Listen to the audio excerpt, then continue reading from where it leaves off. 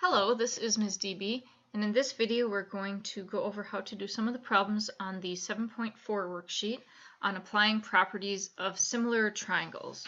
We're going to use a couple of very useful theorems to solve problems easier than it would be if we just redrew the two similar triangles and set up the proportions. So the first one says that if you have a line parallel to a side of a triangle and it intersects the other two sides, it'll divide those sides proportionally. So here we have that AC is parallel to XY, so therefore we can use this shortcut proportion, that BX over XA will equal BY over YC. And here's an example problem where we're going to use that theorem. And then what you're going to do is use that theorem to solve several problems for the missing part. So number one, I have set up for you that first you're going to write that theorem. The triangle proportionality theorem says that in this one that RQ over NR equals SQ over PS. These sides are proportional. And then you substitute in the known values. So RQ we don't know. If you'd rather use X for RQ, you can. That's fine. Or you can write RQ over 12 equals 7 over 6. And then you just use cross products to write the equation and then simplify and get what RQ is equal to. We're going to do the same thing on number 2, 3, and 4. So we'll do number 3. So this theorem, again, we're going to use the triangle proportionality theorem. So we're going to go ahead and use BH, that's what we're looking for. And again, if you want, you can call that X. So BH over HC will equal BI over ID.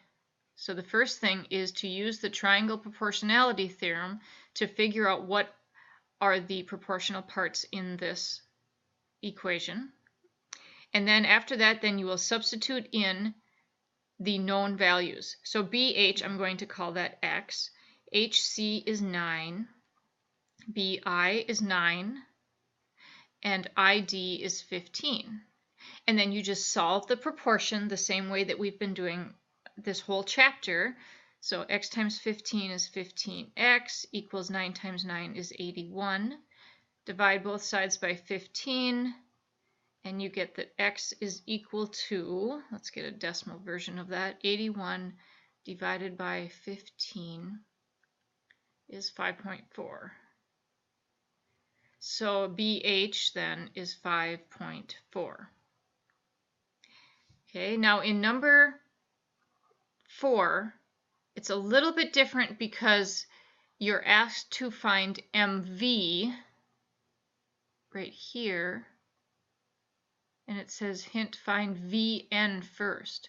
So when I use the triangle proportionality theorem, I know that MV over UM will be equal to NV over TN, but I don't know NV yet. I don't want to use 49, that's VT. So the first thing I would have to do is take the little piece, NT of 14, and subtract it. So this is 35. So when I fill in the parts, and again, if you want to call that X or something else, you can. UM is 8. When I fill in the missing parts, NV now I know is 35. And then you'll be able to use cross products to get that answer. Now the converse of this is also true.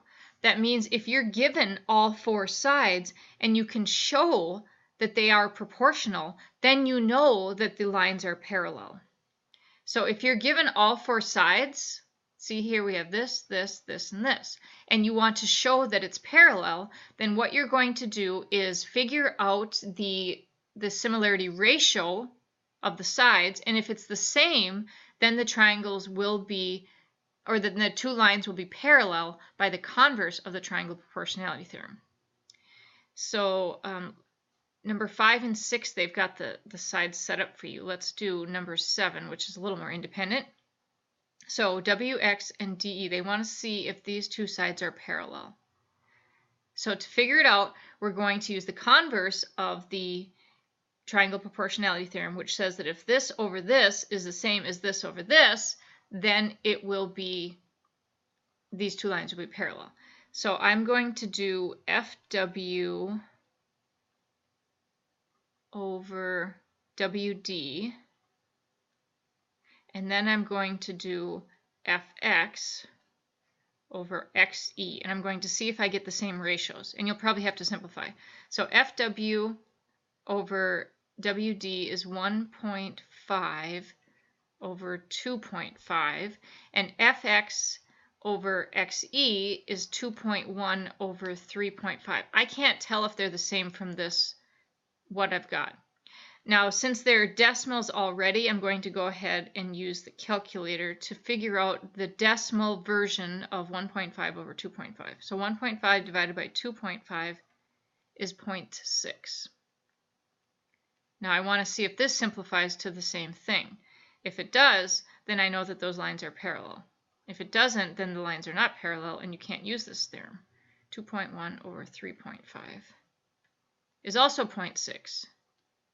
So since these two are equal, I guess since 0.6 equals 0.6, then WX is parallel to DE by the converse, you have to write the word converse, of the triangle proportionality theorem. And feel free to copy and paste that from somewhere else. Proportionality theorem. So that's how you're going to do those problems. And then there's one more theorem, the transversal proportionality, says basically the exact same thing as we just did, but if you have more parallel lines than 2, like 3 or 4 or 5, this keeps working. This still works. This piece over this piece will be equal to this piece over this piece. So, or this piece over this piece equals this piece over this piece.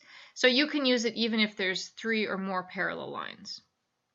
Same thing, it just means it doesn't have to be a triangle. It can be just these lines here are going to be parallel to each other.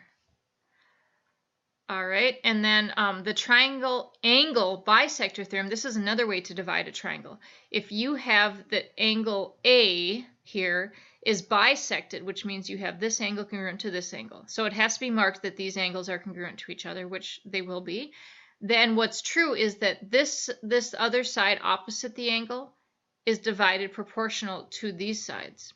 So BY over YC is equal to AB over AC.